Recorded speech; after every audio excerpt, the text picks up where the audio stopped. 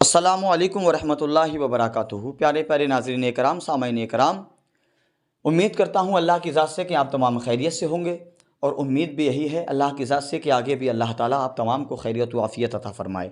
आज की इस वीडियो में हम बात करेंगे मोबाइल के बारे में कि किस तरह इस मोबाइल के ज़रिया से एक खूबसूरत नौजवान नमाज की हालत में अल्लाह रब्बुल इज़्ज़त का घर यानी ये मस्जिद छोड़ने पर मजबूर हो जाता है, और किस तरह बाद नमाज दुआ से पहले उसके बाप उसके पीछे अपनी चप्पलों को, अपनी जूतियों को उठाकर भागने पर मजबूर हो जाते हैं। हज़रात, तो आइए चलते हैं वीडियो की तरफ, लेकिन उससे पहले ये जान लें कि अगर अभी तक आपने हमारा चैनल IW नेटवर्क सब्सक्राइब नहीं किया है तो बराए करम कर लीजिएगा और बेल आइकन को दबाना ना भूलिएगा, ताकि हमारी आने वाली वीडियो का नोटिफिकेशन टाइम से आप तक पहुंच सके।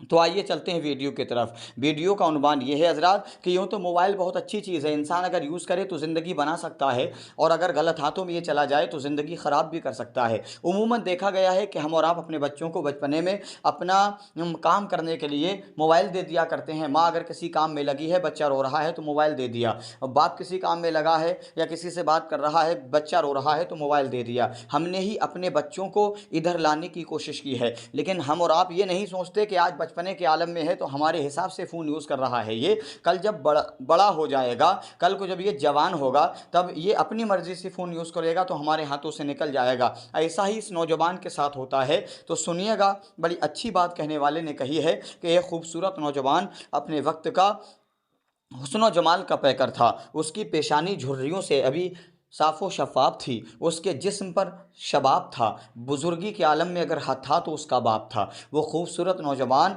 अपने बाप से एक दिन ज़िद करता है कि वालिद मोहतरम, मुझको फ़ोन चाहिए, मुझको मोबाइल चाहिए। बाप बड़ी मोहब्बत के साथ मुशफ़िकाना अंदाज में कहता है, ऐ लख्त जिगर, ऐ नूर नज़र, इस फ़ोन का क्या करोगे? तुम्हें तो फ़ोन की कोई ज़रूरत ही नहीं है, तुमने ना आज तक ऐसी कोई ख्वाहिश का इजहार किया। लेकिन बेटा कहता है, बाबा मैं अब बाज़िद हूँ, हर कीमत पर मुझे फ़ोन लेना है। आप मेहनत व मशक्क़त की कमाई करके लाते हैं, माँ के हाथों में दे देते हैं, माँ उसको हिफाजत से संभाल के रखा करती हैं, कुछ मुझे भी उसमें से अता कर दीजिएगा। आखिर मेरे ही लिए तो आप जमा कर रहे हैं, मेरी शादी करोगे, मेरे ही लिए खर्च करोगे। अपने साथ तो कोई किसी की दौलत को नहीं ले जाता, ना अपनी कमाई हुई ना कोई दूसरी दौलत को ले जाता है। बाबा, माँ बाप मेहनत करते हैं तो औलाद के लिए करते हैं, आप मुझे फ़ोन दिलाइएगा। बेटा जब ज़िद पकड़ लेता है, बाप मजबूरी के तहत कहता है, ऐ लख्त जिगर, ठीक है, अगर तुम्हारी यही बात है, यही तमन्ना है तो फ़ोन ले लीजिएगा, मैं तुम्हें फ़ोन देने को तैयार हूँ। इत्तफाक से दुकान, मकान, खेत या खलियान या जेवर या कोई भी चीज़, घर की रुपया पैसा जो भी रखा था, बाप ने जुगाड़ करके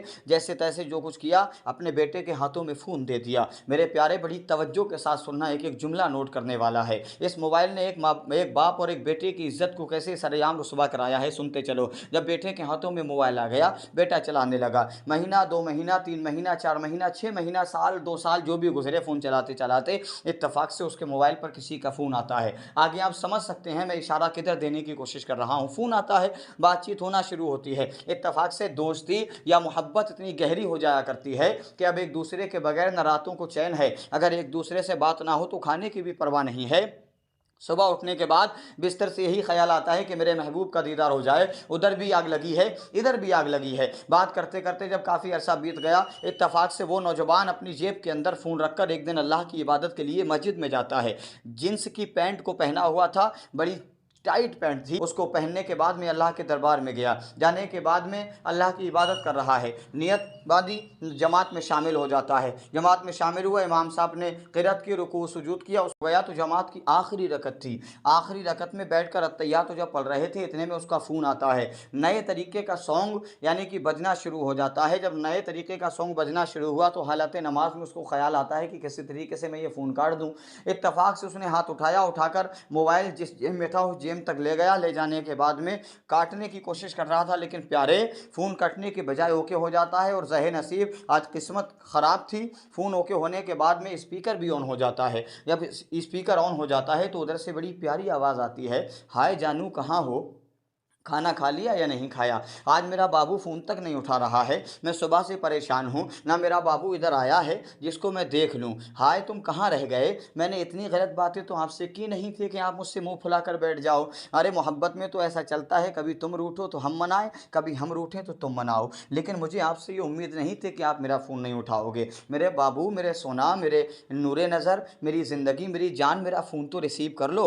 अब बेटे के जब फ़ोन से ये आवाज़ें सुनी गई तो प्यारे जमात में आप अंदाज़ा लगा सकते हैं कि किस तरीके का माहौल होगा। अलमुख्तसर ये कि अभी इमाम साहब सलाम फिर ही नहीं पाए थे, उसको ना जाने क्या ख्याल आ गया और नमाज में ही नियत तोड़कर मस्जिद के दरवाजे से भागना शुरू कर देता है। इत्तफाक से जब बाद नमाज लोगों में बातें होना शुरू हुई, यानी सलाम के बाद में लोग कहते हैं फ़लाँ का बेटा था, फ़लाँ का लखते जिगर था, इसके बाप का ये नाम है, फ़लाँ मोहल्ले में रहते हैं। जब आपस में ये बातचीत होना शुरू होती है तो बाप भी उसी जमात में शामिल थे। उन्होंने जब इतना सुना तो बेटे के पीछे पीछे दरवाजे तक आए, चप्पलों को उठाया हाथों में और वो भी भागना शुरू कर देते हैं। अब बेटा रोड पर आगे दौड़ रहा है, ऐसा ना हो कि मेरा बाप मुझे चप्पलों से मारने आ रहा है। तो बेटा अपनी इज्जत बचाने में लगा है, बाप अपनी इज्जत बचाने में लगा है। किस लिए? सिर्फ इस मोबाइल की वजह से। मेरे भाई, इस दौर में हम और आप अच्छी तरीके से जानते हैं कि फ़ोन कई तरीके से यूज़ किया जाता है। हमारे घरों में भी यानी कि बच्चे हैं, हमारा भी बेटा है, हमारी भी बेटियां हैं, हमारे भी आस पड़ोस में है।